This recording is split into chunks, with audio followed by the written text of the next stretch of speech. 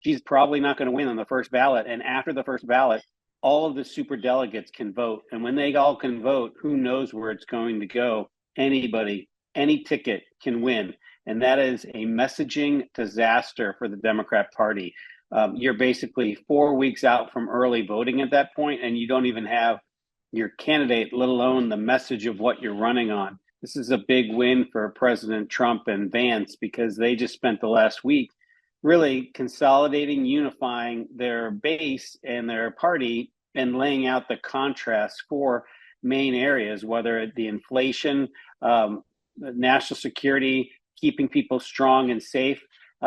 What is this other side? And they're not going to have much time to introduce themselves, get the messaging straight with people voting 4 weeks later. For them to do a debate before the conventions was a stupid move. And Biden's performance created this problem. But they didn't have to have a debate until after the nomination. He was going to get the nomination. And if he would have just played it straight, gotten the nomination, done a couple of debates afterwards, I think it would be a different game. But he did this to himself. That's why he had to make the decision to back out.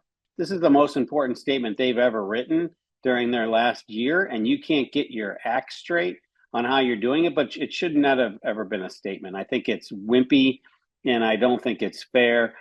The American public wants to see from him. He talks about he's going to do it later this week, but I don't think that's good leadership at all. And either at that convention, they button everything up to make it into a show to launch their ticket. But if it turns in, which will be an advantage, and they'll get a bump from that. But if it turns into a fractional war, then it's over.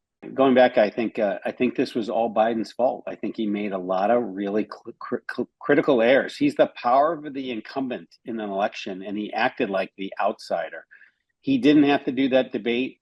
He didn't have to do all these things, but he put himself in the position that where this letter had to come out today was all him and him only.